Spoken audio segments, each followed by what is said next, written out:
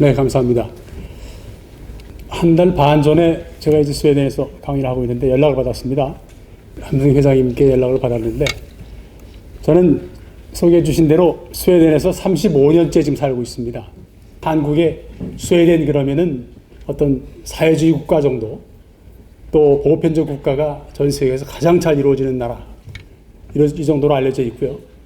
그리고 노사관계가 잘 평화롭게 진행되는 나라, 뭐 이렇게 알려져 있습니다만, 어쨌든 간에 근본적으로 좌파 국가라고 알려져 있는데, 시장 경제와 스웨덴과 무슨 함의점이 있을까? 또 복지와 무슨 함의점이 있습니까? 함의점 많습니다. 오늘 그 말씀을 같이 나누고 싶어서 나왔고요. 복지, 사실은 철학자님 앞에서 번데기가 한번 주름 잡아 보겠습니다. 자유와 평등 가운데는 복지가 있다. 그 무슨 말인가?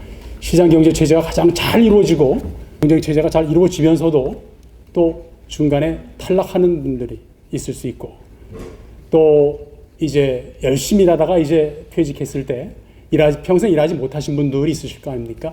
그럴 경우에 그럼 누가 보살필 것이냐 하는 문제, 다양한 문제가 있습니다만은, 자, 그래서 일단 먼저 복지에 대한 기본적으로 먼저 말씀 하나 드릴 게 있습니다. 오늘 말씀드리는 부분은 어떻게 보면은 핵심적인 키워드 하나 말씀드리면은 스웨덴 복지 패러독스입니다. 스웨덴은 복지가 잘 되는데, 복지가 잘 되는 이유가 뭘 것이냐? 놀랍게도 시장 경제 체제가 가장 확고히 잘 되고 있는 국가입니다. 제가 단도직입적으로 복지와 자유와의 관계 속을 좀 한번 다뤄볼까 하다가, 복지의 역사가 어떻게 이루어졌는지를 모르면 사실은 현재 복지의 의미 자체가 사실은 혼미해진다, 잘 모르겠다 하는 그런 점이죠. 다시 말해서 복지의 현재와 과거와 현재와 미래에 대해서 한번 고민해 볼 필요가 있다는 점이죠. 복지, 어디로 갈 것인가? 대한민국의 복지는 지금 어디로 가고, 어느 지점에 있고, 어디로 갈 것인가? 또 이 복지는 과연 시장 경제와 어떻게 맞물려 있는가? 예전 대한 그런 지점인데 말이죠. 복지는 사실 말이죠, 가장 기본적으로 무능자를 도와주는 것이다. 국가의 아주 그냥 의무라고 생각했습니다. 국가는 무능자들을 도와주는 것이었다. 무능자라고 봤습니다. 그래가지고요, 강제 규정이 있었어요. 구제를 해주되 한 군데 모아서 강제 노동을 시켰습니다. 그래서 너희들이 먹을 거를 알아서 해결해라, 생산해라, 그리고 나가서 같이 길거리를 청소한다든지 하는 그런 것이었죠. 1600년대부터 시작됐습니다. 그건 그래서 한번 읽어보시고요. 그러다가 이제 1800년대로 넘어와서는 이제 국가가 조금 더 적극적으로 도와주기 시작하죠. 사회보험이 나오기 시작합니다. 비스마르크 시대에 3인당이 막 커오니까 그거를 억누르기 위해서 우파가 먼저 내놨습니다. 비스마르크가 먼저 내놨습니다. 지금 우리가 많이 알고 있는 병상보험하고 그 다음에 실업, 장애인연금까지도 같이 약속했고요. 1880년대에 이미 나왔죠. 시작은, 동기는 사실 국민을 위해서, 국민들의 행복을 위해서, 기본권 보장을 위해서가 아니었습니다. 3인당을 누르기 위해서. 정치 역학이 강했죠. 그러다가 어떻게 해서 그러면 국가의 의무로까지 갔을까요? 이제는 어떤 나라도, 우리나라도 이제는 국가는 당연히 헌법에 명시되어 있는 대로 행복할 권리의 행복권의 가장 중요한 것이 기본권입니다. 기본적으로 살 수 있게끔 국가가 도와주는 것이라는 그런 정의가 되어 있는데, 여러 가지 이제 이론학자들이 얘기를 많이 했습니다. 생존, 안전, 행복의 헌법적 정신을 구현하는 목표이자 수단을 얘기합니다. 3R을 얘기하는데, 여기에는 국민의 권리 차원에서 접근했습니다. 케이츠 마셜은요, 3가지 권리 중에서 생존권이 포함되고, 그리고 사유재산권이 포함되는 기본권 중에 시빌 라이트를 가장 중요한 시발점이라고 봤죠. 결국은 중요한 것이 모든 사람이 똑같이 한 표씩 갖는 평등주의를 바탕으로, 정치적 평등성을 바탕으로 한 권리, 정치적 권리. 두 번째고요. 세 번째 권리는 행복권입니다. 인간의 행복권 중에서 가장 중요한 것이 살권을 해결해 줘야 될 것이 아니냐. 또 한 가지가 이제 와페어와 웰페어가 나오는 과정을 잘 아시죠. 아니, 국가가 필요해가지고 그 건장한 젊은이들을 들여다가 전장에서 죽게 하든지 상위군을 만들든지, 혹은 돌아왔을 때 뭘 어떻게 하든 국가가 내버려두면 안 되겠다라는 차원에서 1948년도에 유엔 인권선언부터 1966년에 시민 정치권의 사회보장권이 포함되어 있죠.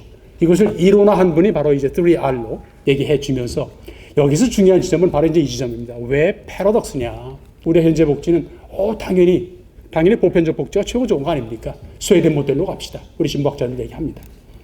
좋죠. 모든 국민들이 다 똑같이 기본소득 한 100만 원씩 150만 원씩 받으면 좋죠. 근데 중요한 지점은 말이죠. 여기서 한 가지 놓치고 있는 지점은 사회학자, 또 한 가지 하나 더 짚어보죠. 남탓 희생양, RMT 티무스 사회학자가 얘기합니다. 보편적 복지가 최고 좋다. 왜냐? 다 남탓한다. 남탓해서 갈등 조장하고 하니까 갈등 예방을 위해서 최고 좋은 것은 보편적 복지더라 라고 얘기합니다. 사회학자가 주장합니다. 근데 사회학자가 주장하는 것 중에서 우리가 놓치고 있는 것은 말이죠. 우리가 얘기하는 소셜 라이트에서 헌법 정신에 정확히 언급되어 있는 의무 규정입니다. 스위디시 파라독스에서 가장 기본적인 점은요 말이죠. 권리와 의무가 함께 균형을 맞추고 있다는 점이죠. 네 가지 의무상 여러분 잘 아시죠? 첫 번째 국방 의무입니다. 모든 사람들은 국방 의무고 여기에 국방 의무에는요 모든 국민 성인들을 얘기합니다. 그래서 노르웨이와 스웨덴은 그 다음에 또 이스라엘은 성평등까지 이루어지기 때문에 여성들도 군대 가죠. 국방 의무. 또 한 가지가 이제 잘 아시겠습니다. 교육의 의무. 자식은 반드시 중학교까지 교육시켜야 됩니다. 또 하나는 근로의 의무. 전쟁 위기 상황에 전쟁 나간 전쟁터에 자식이나 남편이나 내보냈다면 집에 있는 가정에 있는 분들은 국가가 동원해서 근로할 수 있는 근로 의무가 있습니다. 그렇죠? 새마을운동도 어떻게 보면 근로 의무를 많이 활용했다고 볼 수 있을 것 같습니다. 나머지 의무가 네 번째 의무가 납세의 의무입니다. 자, 복지는 말이죠. 이 지점에서 우리가 한번 들여다봐야 된다. 소셜 라이트의 세 가지 축, 티트무스는 이렇게 얘기하죠. 그 다음에 마샬도 그렇게 얘기합니다. 이 3R이 갖춰질 때 민주주의 국가가 제대로 뿌리를 내린다. 근데 여기에서 사회학자가 얘기하는 3R에 아까 얘기한 이 4대 의무 중 하나인 납세 의무 부분이 빠져 있다는 부분이에요.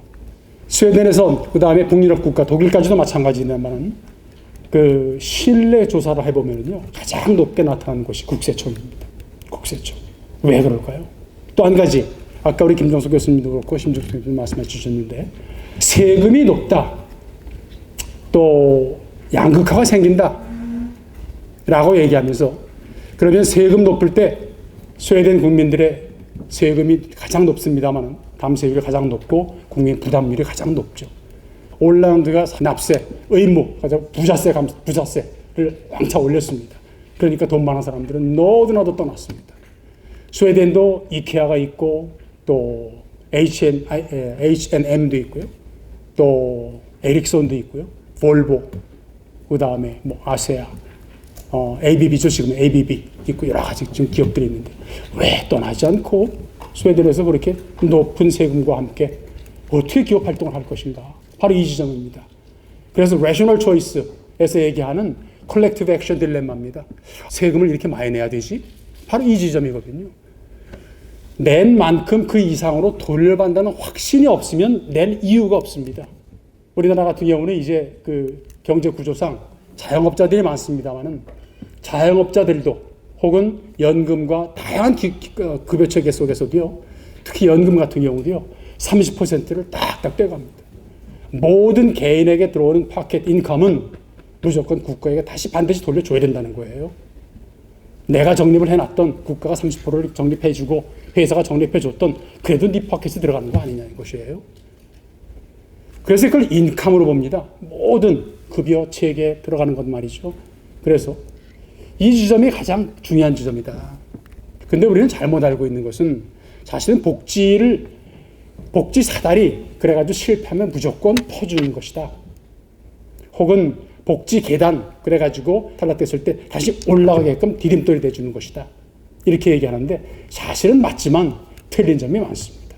왜냐하면 예를 들어서 이런 것이겠죠. 현금으로 퍼주는 복지 선심성교적 현금 말이죠. 복지. 기본적으로 현금 지원은요, 포퓰리즘과 연관되어 있습니다. 왜 그럴까? 일단 민심 달래기입니다. 장기적 비전이 없다. 그 돈을 한번 써버리면 사실은 그 포켓에 어느 정도 각 개인에게는 들어가겠지만 어떤 또 사회적 부를 창출하는데, 물론 시장 기능을 하긴 하겠지만 어떤 큰 개념으로서의 부를 창출하는 데는 그 기능은 다 못한다. 자, 그런 맥락 속에서 웰페어 파라독스를 한번 짚어보도록 하겠습니다. 어떤 패러독스가 있을까요? 자, 이 부분은 이제 국민 총상선 대비 사회 지출 비율입니다. 우리 이제 진보학자들이 많이 쓰는 부분입니다. 그래서 한번 봐라. 저쪽 잘 나가는 스웨덴 이런 나라들은 그 국민 총상선 대비 사회 지출 비율이 상당히 높다. 그래서 우리나라 이 꼴찌바다, 세계에서 몇 번 안 받는 이 꼴찌에 있는데 이거를 올려야 되지 않겠느냐, 이걸 주장합니다. 그럼 또 한 가지 봐야 될 것은 사실은 담세율입니다. 국민 부담입니다. 아까 말씀드린 책임과 의무라는 지점이죠. 모든 사람은 복지를 받는 혜택을 누리기 위해서는요, 세금을 내야 된다는 기본적인 국민 의식이 들어가 있다. 국민 부담률이 높은, 부담률은 두 가지입니다. 하나는 세금에서 내는 거고요. 간접세든 직접세든 세금으로 내는 거고요. 또 하나는 복지 혜택을 받을 때 내는 요금이나 서비스 요금이나 하는 것들입니다. 병원 갔을 때 한번 내는 그런 것들 말이죠. 요금. 그래서 요금과 그 다음에 직간접세를 포함하는 것인데, 그러면 여기서 스웨덴도 역시 마찬가지로 감세율이 높더라. 이 지점이 중요한 부분입니다. 여러분들 보너스를 받습니다. 조금 더 이래서 보너스를 받든지 연말에 보너스 받죠. 스웨덴이 75%를 세금으로 가져갑니다. 이 부분으로 만족하래요.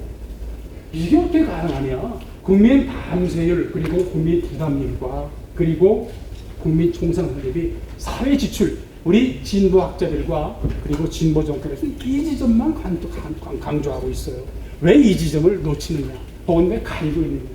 여러분들 통계가 참 오묘해서 말이죠. 그거 하나 보면 맞다, 진실인 것 같죠. 근데 그 다른 통계 한번 보면요, 그 진실은 거짓 같다고 생각할 수 있죠.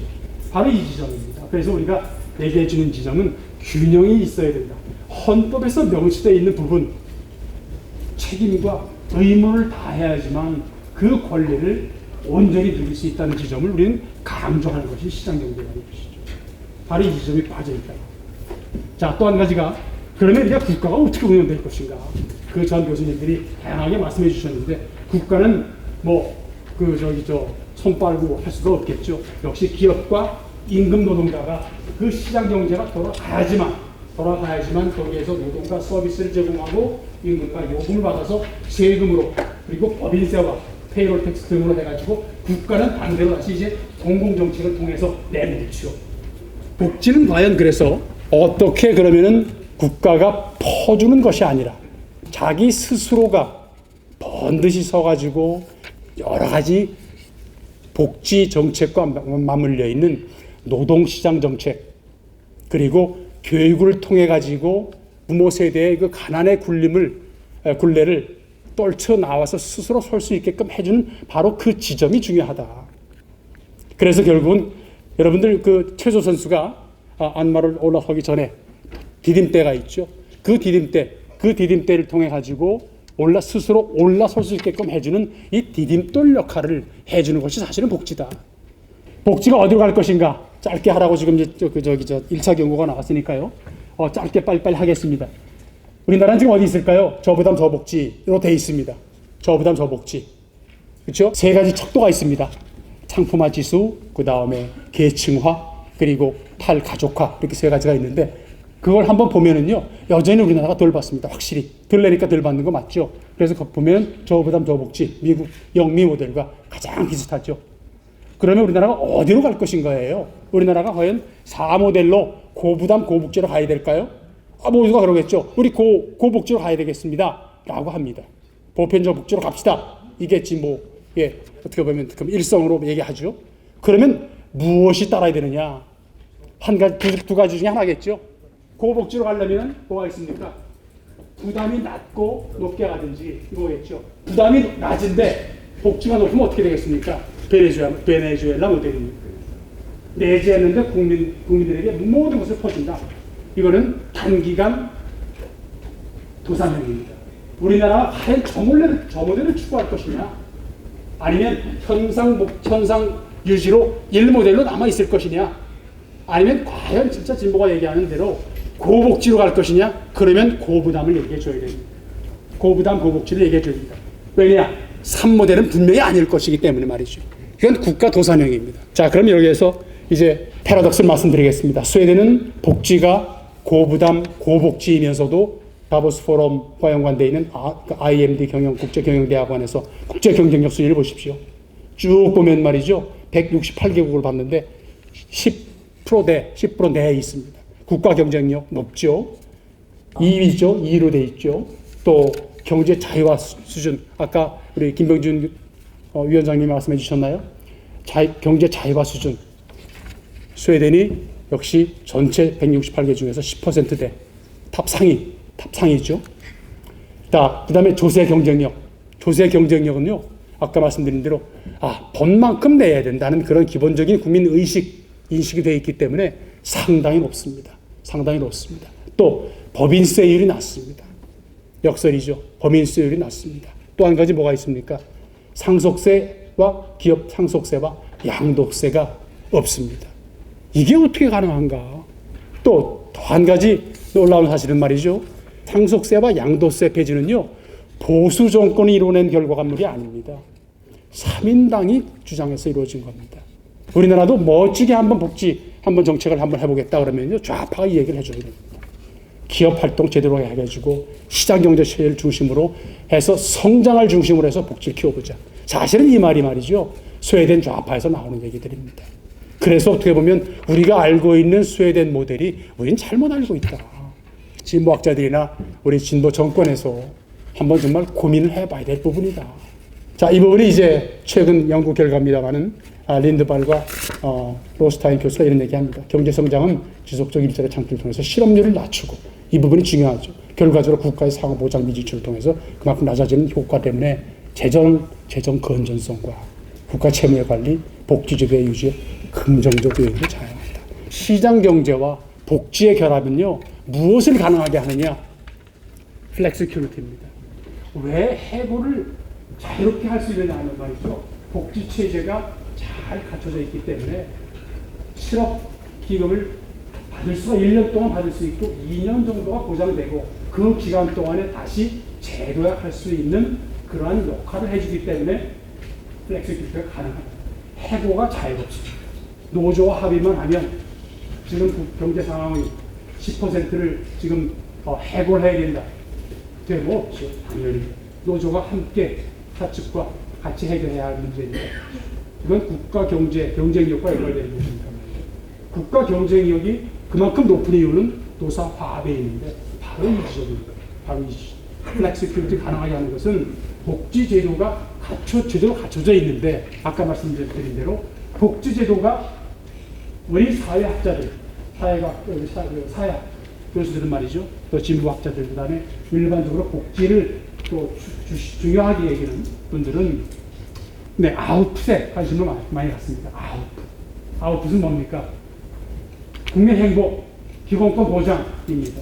그런데 국민 행복과 기본권 보장에서 가장 기본적인 것은 역시 마찬가지로 지속 가능성입니다. 아까 말씀드린 대로, 자, 그럼 우리가 고복지로 갑시다 했을 때 저부담으로 남아있을까요? 그럼 망하는 길입니다. 그래서 우리는 어떻게 하면 지속 가능한 복지 체제를 갖추면서 시장 경제 체제를 유지할 수 있느냐. 결국은 중요한 것은 권리와 의무의 균형성입니다. 그리고 혜택과 책임은 균형적 교육에서 이루어집니다. 아까 우리 신중국 교수님도 말씀하시 주셨는데 바로 시민교육, 아이들 교육입니다. 그 다음에 또 한 가지가 왜 세금을 낼까요? 컬렉티브 액션 딜레마. 부자들이 왜 낼까요? 이 돈은 허투루 쓰지 않을 거라는 확신이 있습니다. 그래서 투명과 공정 같이 가야 된다는 부분이죠. 네, 끝나겠습니다. 그래서 출생에서 노동참여 1차 복지, 인생 실패 2차 복지, 그 다음에 노년 말년 3차 복지 있다면 시장과 연계성을 통해서 한국 복지 모델의 방향을 고민해야 되고, 또 국가 경쟁력 강화 함께 고민해 줘야 되고요. 또 이 부분은 무엇과 맞물려 있느냐. 참 이게 아킬레스건이죠. 저출산과 고령화. 이 도전은 어떻게 연관시킬 것이냐. 이것과 연관시켜서 한번 고민해 봐야 되지 않겠나 싶습니다. 감사합니다.